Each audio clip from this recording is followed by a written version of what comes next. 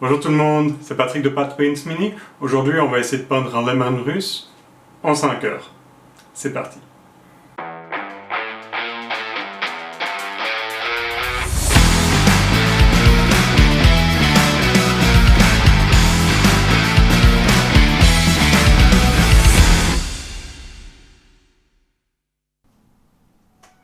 Avant de commencer, on va regarder ce qu'il y a dans la boîte. Alors, rien d'incroyable, comme d'habitude, on retrouve la feuille pour la décalcomanie, on retrouve quelques grappes, ici seulement 2, avec les pièces qui sont nécessaires pour la construction du tank, et on retrouve le petit guide qu'on va suivre pour le monter.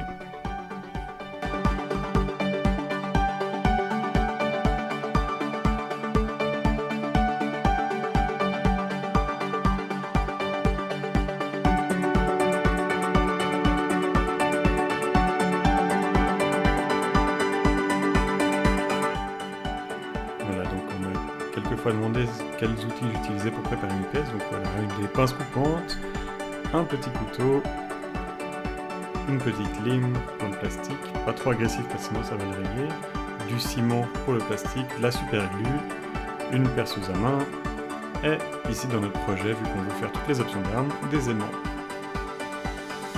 Une fois qu'on a tout ça, on va simplement couper la pièce en suivant le petit livre. Ici, on va prendre ce gros panneau latéral, magnifique. Une fois qu'elle est tombée de la grappe, on va enlever les plus gros bouts avec la lame. Une fois que ça sera fait, on va la poncer. Vous voyez que cette ponce, cette petite lime, elle a plusieurs étapes qui sont déjà indiquées dessus. Donc vous avez 1, 2 et 3. Il y en a certaines qui sont en plusieurs parties, il y en a certaines qui ont plus ou moins d'étapes, etc. C'est un peu égal, ça dépend de ce que vous avez. Donc ici, on a 3 étapes. Une fois que ça sera bien lisse, ça sera tout bon, et on va passer à la suivante.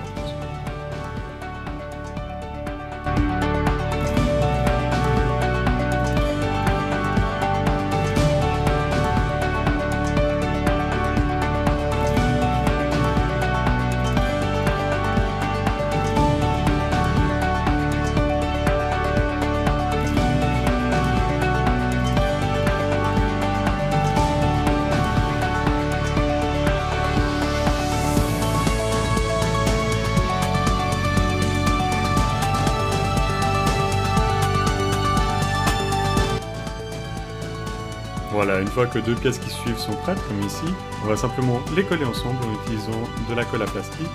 L'avantage de la colle à plastique par rapport à la super glue, c'est que le plastique est nu comme ça et qu'il n'y a pas de peinture. Ça va faire fondre le plastique et du coup ça va comme souder les deux matériaux ensemble. Une fois qu'on aura mis la colle, on va simplement, vous pouvez serrer avec les mains, là j'utiliserai des pinces simplement pour tenir les 2 pièces ensemble quelques minutes et puis ça sèche assez vite, c'est assez facile à l'utilisation.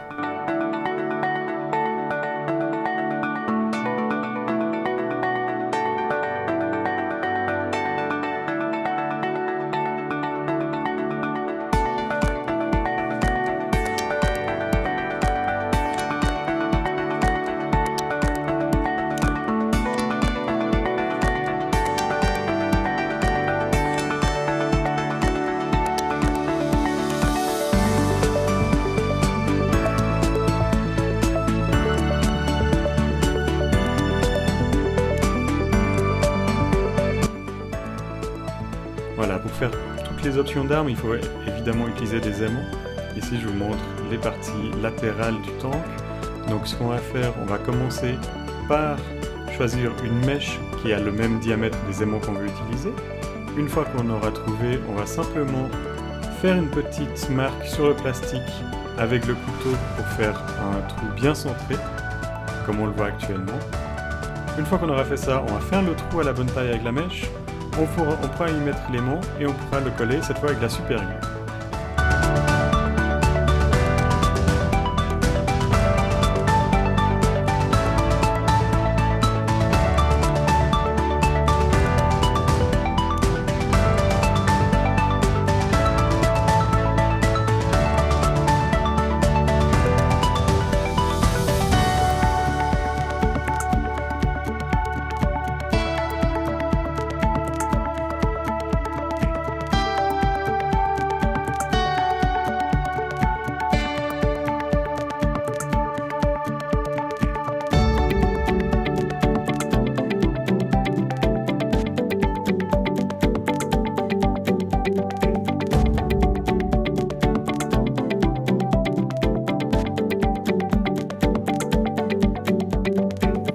Voilà, donc là on a l'aimant qui est bien placé, mais il faut bien évidemment mettre l'aimant aussi dans l'autre partie. Pour ce faire, je vous conseille, pour le mettre directement au bon endroit, de mettre un petit peu de peinture, de coller les deux pièces ensemble, et hop, vous avez directement l'indication où vous devez faire le trou sur l'autre partie.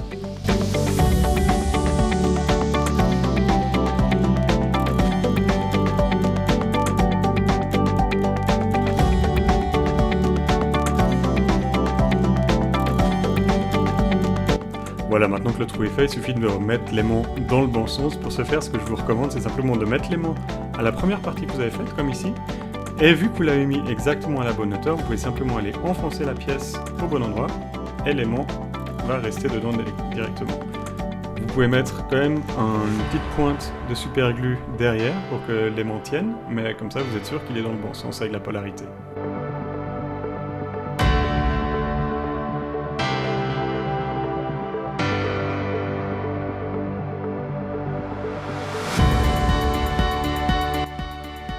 Voilà, donc une fois que le tout est monté, on va commencer avec la peinture et on va faire une sous-couche. Cette fois c'est du vert, c'est du Natto Green de Vallejo.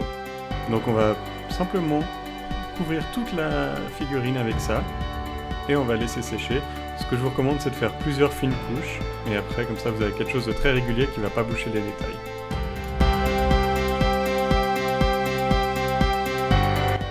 Voilà, pendant que le verre sèche, on va simplement faire une sous-couche de noir sur les chenilles qu'on a laissées sur les grappes, parce qu'on peut très bien les monter après, c'est même beaucoup plus simple. On fait une sous-couche de noir simplement parce qu'on va faire des couleurs métalliques dessus, et le métal ressort beaucoup mieux sur une sous-couche noire.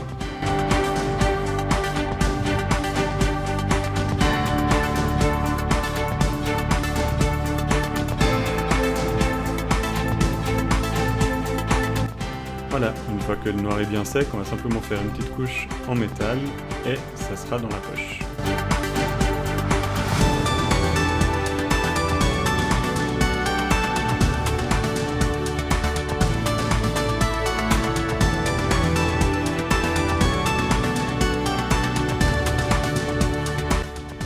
Voilà, donc le verre est bien sec, on va essayer d'organiser un peu le côté camouflage du char, donc on va couvrir tout ce qu'on aimerait qu'il soit vert à la fin du projet. Donc vous voyez, j'utilise du Blue Tack simplement pour couvrir des lignes d'une part à l'autre du temps.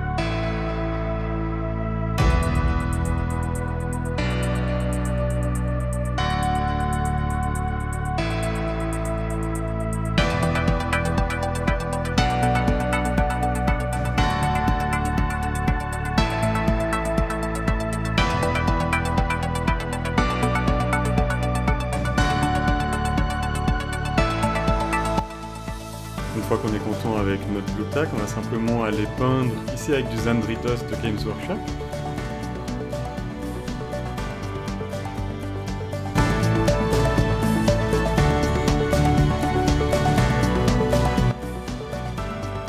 Et on arrive au moment où la satisfaction monte au maximum parce qu'on peut simplement retirer le Blue Tack et découvrir de nouveau ces merveilleuses lignes qu'on a laissées couvertes auparavant.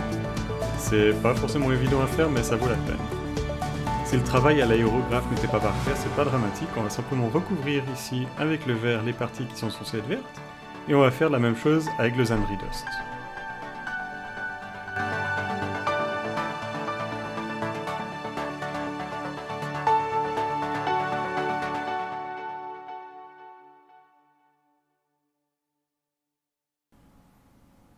La prochaine étape, c'est de préparer un lavis à l'huile. Alors vous voyez qu'ici je mélange du noir avec du brun.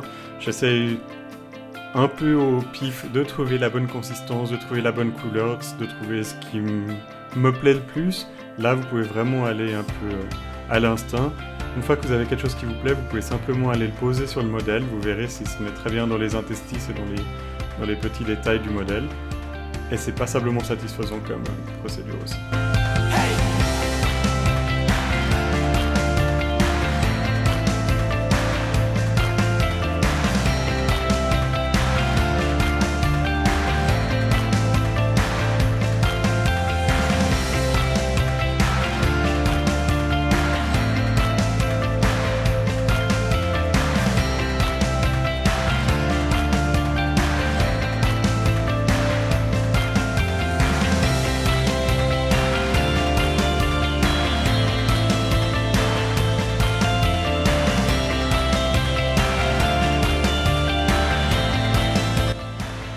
Voilà, une des dernières étapes avant de remettre les chenilles, c'est simplement de faire un brossage à sec avec du verre clair sur le verre et avec du Zandri Dust sur le Zandri Dust. Et ensuite, on peut passer à la mise des chenilles.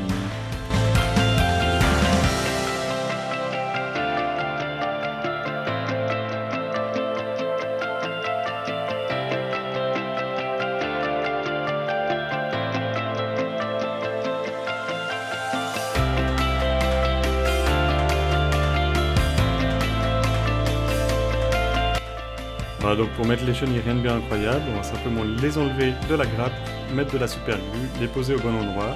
Suivez bien le manuel parce que chaque chenille a quand même une taille différente. C'est bon. On va enchaîner ensuite avec un peu des pigments, d'abord secs. Ensuite, on va faire un mélange avec de l'eau et du caparol. Et simplement couvrir les zones que vous aimeriez un peu salies, donc un peu bouleuses.